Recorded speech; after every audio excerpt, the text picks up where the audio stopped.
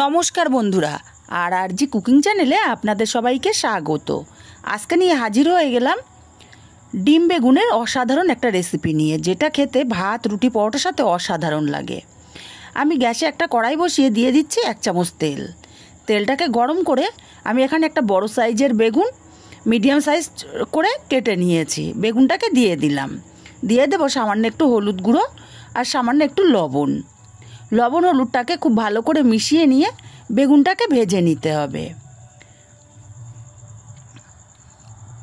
বেগুনটাকে আমি বেশ লাল লাল করে ভেজে নিয়েছি। এবারে বেগুনটাকে আমি উঠিয়ে নেব।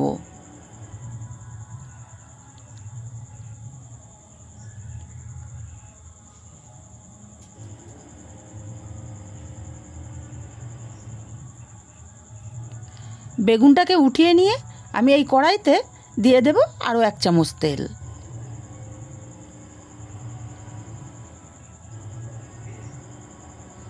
তেলটাকে গরম করে আমি এখানে সামান্য একটু গোটা জিরে ফোড়ন দিলাম, আর দিয়ে দেবো বড় সাইজের একটা পেঁয়াজ কুচি, আর দিয়ে দিচ্ছি 4টে চেরা কাঁচা লঙ্কা। পেঁয়াজ আর কাঁচা লঙ্কাটাকে ভেজে নেব, তবে খুব লাল করে ভাজবো না, পেঁয়াজের কালারটা চেঞ্জ হওয়া পর্যন্ত ভাজবো। দেখুন পেঁয়াজের কালারটা চেঞ্জ হয়ে গেছে, পেঁয়াজটা ভেজে নিয়েছি। এখন এখানে 1 চামচ পরিমাণে গ্রেট করা রসুন আমি দিয়ে দিলাম। রসুনটাকেও ভেজে নেব। রসুনটাকে ভাজতে ভাজতে রসুনের একটা সুন্দর ভাজা গন্ধ বেরিয়ে গেছে, তার মানে রসুনটা ভালো মতো ভাজা হয়ে গেছে।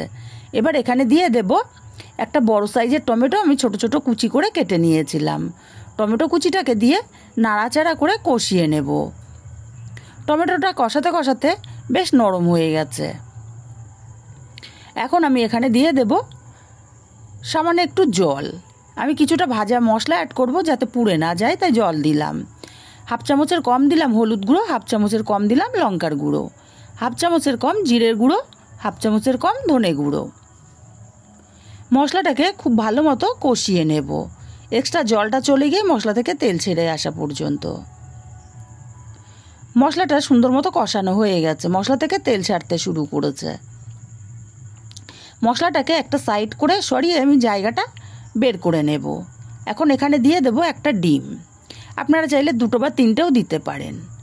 ডিমটাকে আমি ভুজিয়া তৈরি করে নেব।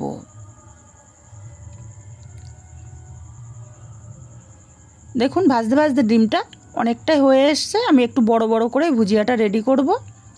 ভুজিয়াটা হয়ে গেছে। এখন মশলার সাথে ডিমের ভুজিয়াটাকে কষিয়ে নেব মিনিট খানিক।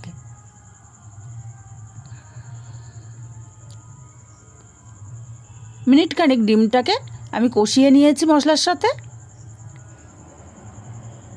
এবার এখানে দিয়ে দেব ভেজে রাখা বেগুনগুলো। বেগুনগুলোকে দিয়ে মশলার সাথে নাড়াচাড়া করে খুব ভালো করে মিশিয়ে নেব।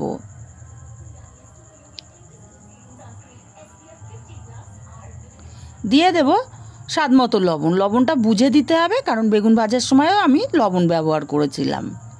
লবণটাকে দিয়ে বেগুনের সাথে ভালো করে নাড়াচাড়া করে মিশিয়ে আমি আরও 2 মিনিট রান্না করে নিয়েছি। এখানে তো সেদ্ধর কোনো ব্যাপার নেই, বেগুনটা এমনি সেদ্ধ হয়েছিল। ওপর থেকে কিছুটা ধনেপাতা কুচি ছড়িয়ে দিলাম, আর ধনেপাতা কুচিটা খুব ভালো করে মিশিয়ে নিলেই রেডি হয়ে যাবে আমার ডিম বেগুনের রেসিপি। রেসিপিটা ভালো লাগলে লাইক, কমেন্ট ও শেয়ার করতে ভুলবেন না।